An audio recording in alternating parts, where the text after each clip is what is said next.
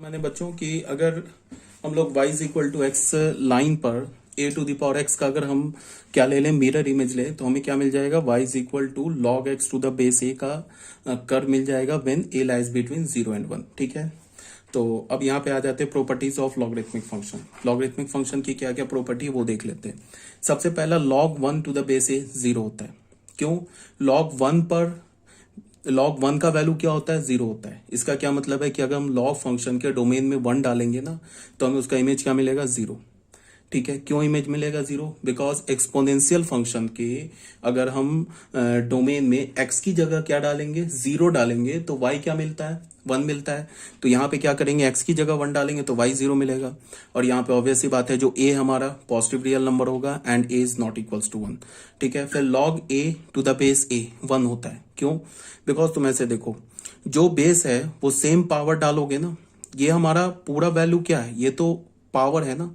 इसका मतलब a पर पावर 1 डालोगे ना तो हमें क्या वैल्यू मिलेगा? a मिलेगा।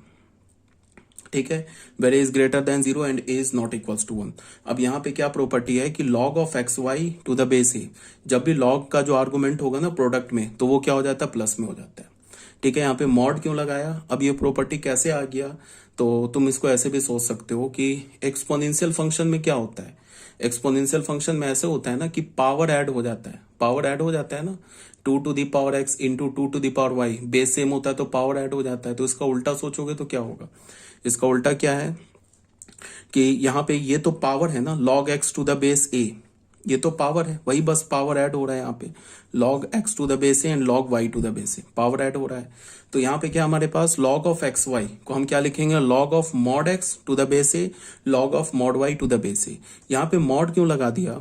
क्योंकि मान लो कि कुछ ऐसे लिखा हुआ है, x का वैल्यू तुम यहाँ पे एक्स वाई क्या होना चाहिए? पॉजिटिव होना चाहिए। तो मान लो कि log का एक्स का वैल्यू -2 लिखा हुआ है और y का वैल्यू -4 लिखा हुआ है, तो x इंटू वाई मिलके क्या हो जाएगा? माइनस इंटू माइनस +8 हो जाएगा। बट अगर तुम यहाँ पे मॉड नहीं लगाओगे ना फिर गड़बड़ हो जाएगा। फिर क्या हो जाएगा? यहाँ पे अगर मान लो कि ऐसे लिखा हुआ है, log x का वैल्यू हमने -2 ले लिया, y का वैल्यू -4 ले लिया, बेस a ले लिया, तो ये तो डिफाइंड है बिकॉज इसका आर्गुमेंट क्या? पॉजिटिव है। बट अगर तुमने मॉड नहीं लगाया तो फिर गड़बड़ हो जाएगा। यहाँ पे -2 बेस a हो जाएगा और plus of log of -4 base a हो जाएगा, तो यहाँ गड़बड़ हो गया। आर्गुमेंट तो निगेटिव नहीं हो सकता है ना लॉग का डोमेन जो होता है वो तो पॉजिटिव रियल नंबर होता है, तो ये तो डिफाइंड ही नहीं होगा। ठीक है, तो लेफ्ट हैंड साइड और राइट हैंड साइड डिफाइंड होने के लिए हमने क्या किया? अब लगा दिया मॉड, तो मॉड पे आ गया, डिफाइंड हो गया। तो हमने क्या बोला कि log अगर एक्स वाई लिखा है बेस a, ये किसके इक्वल होता है? log of mod x plus log of mod y base a। यहां पे क्या होना चाहिए कि सबसे पहली बात कि एक्स वाई को ग्रेटर देन क्या होना चाहिए? 0 होना चाहिए, पॉजिटिव होना चाहिए। और जो हमारा बेस a है ना वो क्या होगा? Greater than 0 and a is not equals to 1। अगर ये पूरे लेफ्ट हैंड साइड और राइट हैंड साइड को डिफाइन होना है तो इसमें क्या होना चाहिए? सबसे पहले एक्स वाई क्या होना चाहिए? ग्रेटर देन 0 एंड a क्या होना चाहिए? Positive and a is not equals to 1, तो जाके ये डिफाइंड हो जाएगा। ठीक है, अब यहाँ पे क्या बोला कि log of x upon y, log of x upon y क्या होगा? हमारा बेस a, ये किसके इक्वल होगा? log of mod x base a minus log of mod y base a। ठीक है ना, log of mod x base a and log of mod y base a। यहाँ भी मॉड लगाने का सेम रीजन है बिकॉज अगर x और y निगेटिव हुआ तो यहाँ पे x अपॉन y पॉजिटिव हो जाएगा, बट अगर यहाँ पे निगेटिव रखोगे नॉट डिफाइंड हो जाएगा, इसीलिए हमने क्या कर लिया? मॉड लगा दिया। यहाँ पे बस तुम्हें ध्यान में क्या रखना है कि x अपॉन y ये पॉजिटिव होना चाहिए, यहाँ पे जो बेस है ये ग्रेटर देन 0 होना चाहिए, बेस क्या होना चाहिए? Not equals to 1। ठीक है, ये भी हो गई बात।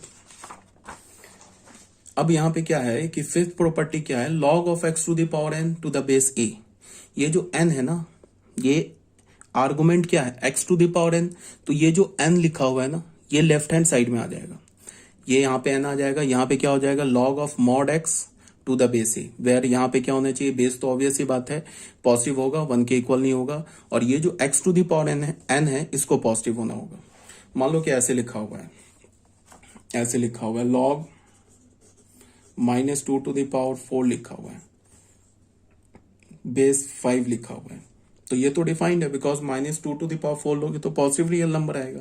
बट अगर तुमने ऐसे लिख दिया ना log, इसको 4 को यहाँ किया और इस पर मॉड नहीं लगाया तो फिर ये नॉट डिफाइंड हो जाएगा। क्यों नॉट डिफाइंड हो जाएगा? बिकॉज लॉग का जो आर्गुमेंट क्या आ जाएगा, -2 तो नहीं आ सकता है ना लॉग का आर्गुमेंट, इसीलिए हम यहाँ पे मॉड लगाते हैं इसको लेफ्ट हैंड साइड और राइट हैंड साइड को डिफाइंड होने के लिए। अब अगर ऐसे लिखा हुआ है log 2⁴ लिखा है तो भी अगर मॉड लगा दोगे तो कोई फर्क तो पड़ेगा नहीं, 4 यहाँ आ जाएगा log mod 2। डिफाइंड होने के लिए हम क्या करते हैं, इन जनरल मॉड लगा देते हैं। ठीक है, यही बात यहाँ पे बोली गई, यहाँ पे देख लो, यहाँ पे log x⁴n क्या हो जाएगा, n log mod x⁴ where a क्या होगा, greater than 0 not equals to 1, और x⁴n क्या होगा, ग्रेटर देन 0 होगा। ठीक है, क्यों? बिकॉज x⁴n क्या है, इस log का आर्गुमेंट है। अब यहाँ पे देखो log x⁴m और यहाँ पे क्या है, बेस पे a⁴n है। ठीक है, तो ये जो m है वो तो लेफ्ट हैंड साइड में आ जाएगा, n जो है ना ये भी लेफ्ट हैंड साइड में आ जाएगा, बट n नहीं आएगा, 1/n आएगा। तो फिर क्या हो जाएगा, m/n हो जाएगा। और हमें क्या करना है, फिर x पे मॉड ले लिया और यहाँ पे x क्या होना चाहिए, ग्रेटर देन 0। ठीक है, और यहाँ पे a क्या होना चाहिए, greater than 0, a not equals to 1, a greater than 0, a not equals to 1। And x क्या होना चाहिए, x⁴m को क्या होना चाहिए, बच्चों करेक्ट कर लेना, x⁴m को क्या होना चाहिए, पॉजिटिव होना चाहिए। ठीक है, अब यहाँ पे क्या है कि 7th प्रॉपर्टी क्या है कि x पर पावर अगर हमें क्या मिल रहा है, log y to the base a, x पर पावर क्या है, log y to the base a, तो ये जो x है ना इसके ऊपर पावर है ना log, तो यहाँ पे क्या होगा, log का ये जो आर्गुमेंट है ना y और ये जो x बेस है ये आपस में इंटरचेंज हो जाएगा। इसको हम क्या लिख सकते हैं, y to the power log x to the base a। समझ रहे हो बात को? जैसे अगर हमारे पास ऐसे लिखा हो ना, 2 to the power log 8 base 4, इसको हम क्या लिख सकते हैं, 8 to the power log 2 base 4, ऐसे लिख सकते हैं। ये 8 और ये 2 को जो है ना इसको आपस में इंटरचेंज कर सकते हैं। ये प्रॉपर्टी है, प्रूफ नहीं कर रहा हूं बट विदाउट प्रूफ तुम इसे याद रखो। उसके बाद क्या हमारे पास यहाँ पे ये कुछ इंपॉर्टेंट है, 7th 8th और 9th इंपॉर्टेंट प्रॉपर्टी, इसको ध्यान से याद रखो। यहाँ पे क्या बोल रहा है कि अगर a टू दी पावर 1 है, इसको मैं ग्राफिकली समझाता हूँ 8th और 9th प्रॉपर्टी को।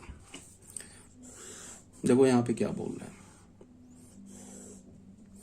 ये हमारे पास ये कर्व है किसका, fx is equal to log of x base a का, वेर a इज क्या हमारे पास, ग्रेटर देन 1।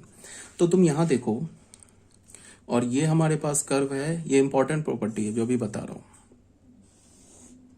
ये हमारा 1 है, यहाँ ये भी 1 है, ये हमारे पास कर्व है y is equal to fx is equal to log x base a का, यहाँ पे a क्या हमारा, लेस देन 1 है बट ग्रेटर देन 0। इसमें क्या है दोस्त, यहां देखो कि इसमें तुम जैसे जैसे x को बढ़ाते जाओगे ना, इस फंक्शन पे बात कर रहे हैं, पहले a ग्रेटर देन 1 के लिए बात कर रहे हैं, तुम जैसे जैसे x को बढ़ाते जाओगे ना वैसे वैसे y भी बढ़ता जाएगा। यहाँ ये 0 तो x हो नहीं सकता, 0 के बाद देखो, 0 के बाद जैसे जैसे हम x बढ़ा रहे हैं ना, y का वैल्यू क्या हो रहा है, -∞ से बढ़ते बढ़ते बढ़ते बढ़ते 1 तक पहुंचा। 1 पर क्या हो गया, 1 पर हो गया इसका वैल्यू 0, और अब फिर हम 1 से आगे बढ़ाते जा रहे हैं x को, तो क्या होता जा रहा है कि y फिर 1, यहाँ 1 पे तो 0 हो गया, x इज इक्वल टू 1 पे 0 हो गया। अब जैसे जैसे y x का वैल्यू हम ग्रेटर देन 1 ले रहे हैं, y का वैल्यू क्या हो गया, पॉजिटिव हो गया, और कहाँ जा रहा है, पॉजिटिव इन्फिनिटी को। तो हम ऐसे बोल सकते हैं कि x का वैल्यू को अगर हम इंक्रीज करेंगे तो y भी इंक्रीज होगा। इस टाइप के फंक्शन को ना हम इंक्रीजिंग फंक्शन बोलते हैं, ये हमें 12th क्लास में पढ़ना है। ठीक है, अगर हम x के वैल्यू को इंक्रीज करें और y का वैल्यू भी इंक्रीज हो तो हम उस फंक्शन को क्या बोलते हैं, इंक्रीजिंग फंक्शन।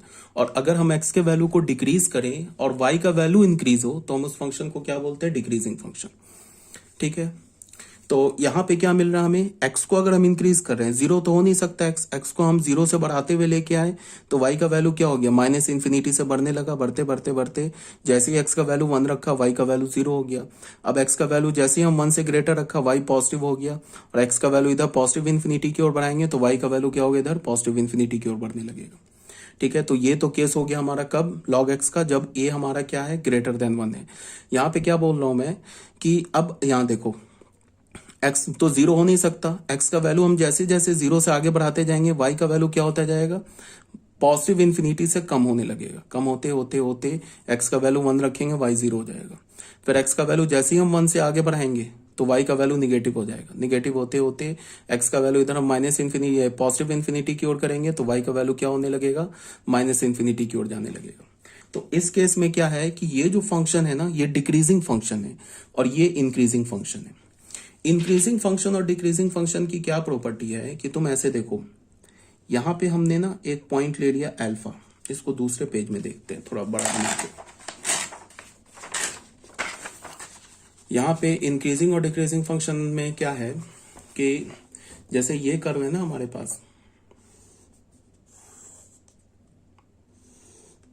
बड़ा बनाओ थोड़ा, ये तो हमारा किसका कर्व है, y is equal to log x to the base a का कर्व है, where a is greater than 1। यहां पे तुम डोमेन में कोई भी 2 पॉइंट ले लो, मान लो ये हमने ले लिया अल्फा, यहां पे ये पॉइंट, और ये पॉइंट ले लिया बीटा। तो इस पॉइंट का कोऑर्डिनेट क्या होगा, beta comma log beta to the base a, यही है ना, log beta to the base a y है। और इस पॉइंट का कोऑर्डिनेट क्या होगा, एक्स कोऑर्डिनेट क्या होगा, alpha comma log alpha to the base a, यही तो है y। ठीक है, अब यहां पे तुम डोमेन में कोई भी 2 पॉइंट ले लो, यहां पे क्या है कि अल्फा जो है ना छोटा है बीटा से। अगर ये इंक्रीजिंग फंक्शन की बात बता रहा हूं, अगर अल्फा बीटा से छोटा है तो अल्फा पर फंक्शन का वैल्यू भी बीटा के पे फंक्शन के वैल्यू से छोटा ही होगा। इसका मतलब कि अल्फा पे फंक्शन का वैल्यू क्या है, log alpha to the base a, ये भी लेस ही होगा log beta to the base a से। यही बोला जा रहा है कब, for increasing function, increasing function के लिए बोला जा रहा है। देख लो ना, यही होता है ना वाई कोऑर्डिनेट, और ये होता है वाई कोऑर्डिनेट। तो वाई कोऑर्डिनेट देखो बीटा पे ग्रेटर है ना अल्फा के कॉरस्पॉन्डिंग। ठीक है, तो इसका क्या मतलब है, देखो अल्फा का वाई कोऑर्डिनेट क्या होगा, यहां से रीड करोगे 0 से रीड करोगे ना, यही होगा ना वाई कोऑर्डिनेट, अल्फा के कॉरस्पॉन्डिंग वाई का वैल्यू। बीटा के कॉरस्पॉन्डिंग वाई का वैल्यू देखो नहीं ग्रेटर है, ये बीटा का वैल्यू है, यहां से यहां तक क्या है, ये अल्फा का वैल्यू है। तो बीटा का वैल्यू ऑब्वियस ही बात है, सॉरी एफ ऑफ बीटा जो है हमारा, वो ऑब्वियस ही बात क्या है, एफ ऑफ अल्फा से ग्रेटर है।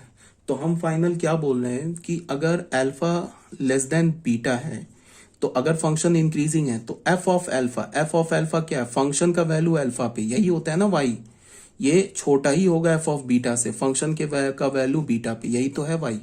तो अगर अल्फा और बीटा किसका काम कर रहा है, एक्स का काम कर रहा है।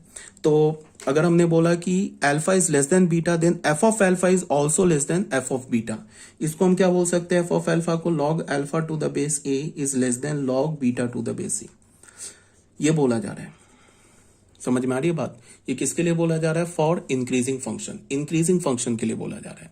बिकॉज ये जो हमारा फंक्शन है ना log x to the base a where a is greater than 1, ये एक इंक्रीजिंग फंक्शन है। जब बेस हमारा होता है ना ग्रेटर देन 1, तो ये हमारा इंक्रीजिंग फंक्शन होता है। इसको और हम जनरलाइज कर लेते हैं, ऐसे बोल लेते हैं, if x1 is less than x2 where x1 x2, ये क्या हमारा लॉग फंक्शन का डोमेन है, तो ये क्या होना चाहिए, r प्लस होना चाहिए। अगर x1 x2 से छोटा है तो ये क्या इंप्लाई कर रहा है कि log ऑफ, या फिर ऐसे ले लो f ऑफ x1 भी छोटा होगा f ऑफ x2 से, इंप्लाइज ये क्या कर रहा है, log x1 बेस a छोटा होगा log x2 बेस a से, यही इंप्लाई कर रहा है। तो तुम ऐसे भी देख सकते हो, अगर मैंने बोला कि x1 less than x1 less than x2, या मैंने बोला x2 is greater than x1, then log x2 base a is greater than log x1 base a। या तो तुम यहां से इसको यहां से यहां देख लो, या यहां पे तुम ऐसे बोल सकते हो कि अगर हमने फंक्शन में ऐसे लिखा x1 लेस देन x2, अगर इसमें हमने दोनों साइड log फंक्शन अप्लाई कर दिया x1 x2 पे, और जो log फंक्शन अप्लाई किया उसका बेस अगर ग्रेटर देन 1 है, इसी बात को हम ऐसे बोल सकते, तो इनइक्वालिटी का साइन रिवर्स नहीं होगा।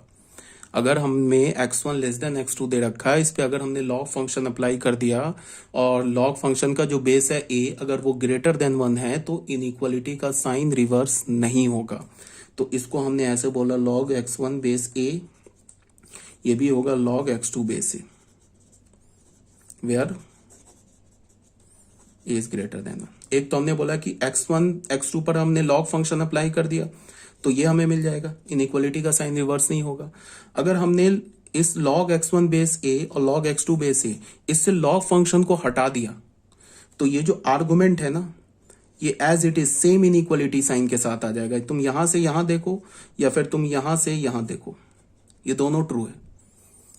ठीक है, मतलब कि अगर ऐसा लिखा है ना तो तुम ऐसा बोल सकते हो और ऐसा लिखा है तो फिर तुम ऐसा बोल सकते हो। काफी इंपॉर्टेंट है। ये किसके लिए ट्रू है? Only for increasing function. जब हमारा फंक्शन इंक्रीजिंग होगा उसके लिए ये ट्रू है। ठीक है, अब आ जाओ, जब हमारे पास हमने बोला क्या, फंक्शन ले लिया y is equal to f x is equal to log x to the base a ले लिया, और यहां क्या बोला, a जो हमारा 0 से 1 के बीच में। अब हमारे पास फंक्शन का कर्व कैसा बन रहा है? ऐसा बन रहा है ना फंक्शन का कर्व।